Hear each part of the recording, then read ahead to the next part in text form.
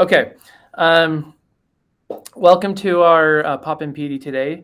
As you know, we are going to be looking at AI in the classroom and trying to do some things that can help lighten your load using AI and just give you some ideas of how you can use AI in your classroom and hopefully to be effective with it. So today we're going to focus on using like rubrics and grading and that kind of stuff, and just kind of show you a quick and easy way to start getting or to start using AI in your classroom and play with it a little bit.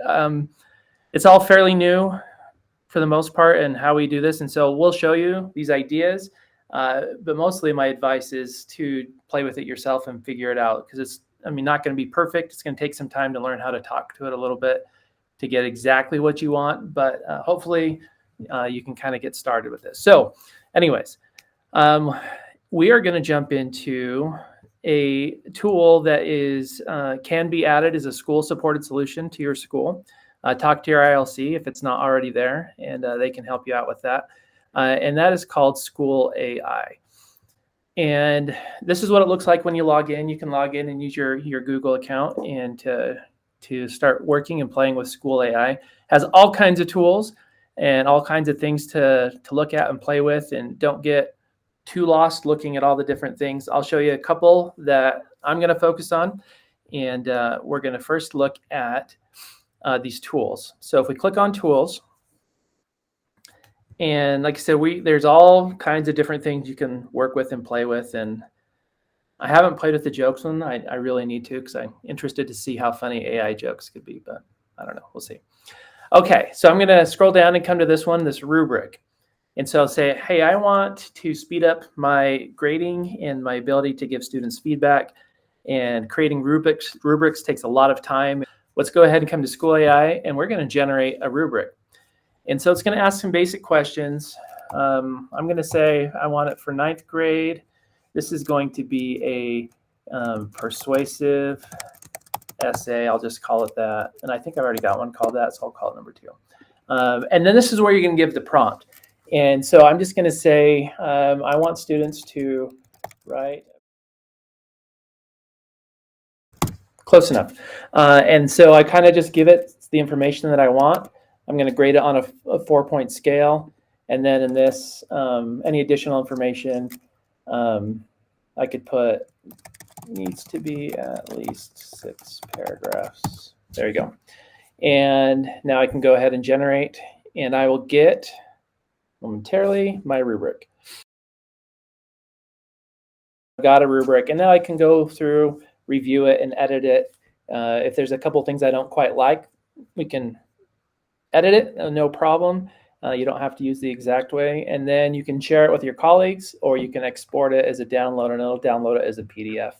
And then you can pop it into wherever you want it. It'll also save in your SchoolAI account. And so if I click on this home button, you can see I've got 2 documents here, one persuasive essay and my persuasive essay 2.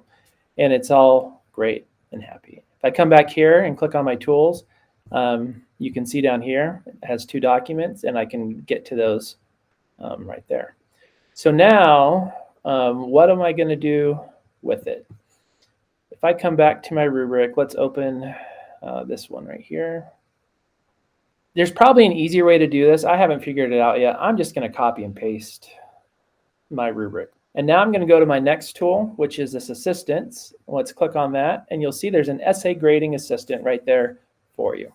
And when you see this chat, that just means that's how you're going to give a prompt to the AI. That's how you're going to communicate with the AI. It's not like chatting with some customer support or anything. So click on the chat, and I'm going to say, help me grade using this rubric. Let's like that. And then I'm just going to paste in the rubric. We'll give it a second, and it says, hey, I'm ready to grade. I've got this student example essay. I'm going to do the same thing and go ahead and copy that. And I'm going to paste it, and I'm just going to make sure it knows what I'm doing. Grade this essay based on the rubric I just added. And now it's going to help me grade this essay. It takes a little bit of time to like generate everything. And so you can see based off of the things that I fed it, we're getting scores, 5 out of 10, 6 out of 10, 7 out of 10. And then it's going to give me an overall score. So notice it gives pros and cons, so you can give some feedback. It gives some specific feedback to students, an overall score.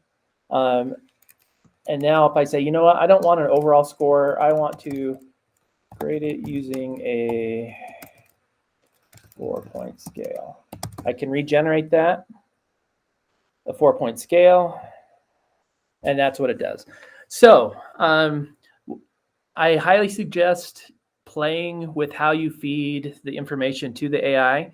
Do like, you know, what you do with your teams when you grade each other's papers, so you can kind of, I can't think of the word right now, but make sure you're on the same page as how you grade and come close. You want to do that with the AI too until you figure, okay, that's pretty close to what I would give it. Let's go ahead and run a bunch of these through the AI.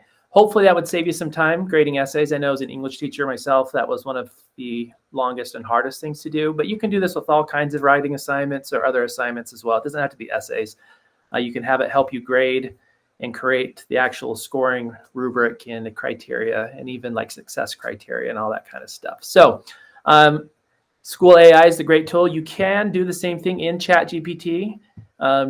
I would show it to you, and it goes a little faster, but ChatGPT AI that it uses isn't as strong as the SchoolAI one, and the SchoolAI one uses only educational resources for its information to help you. So I would use the SchoolAI.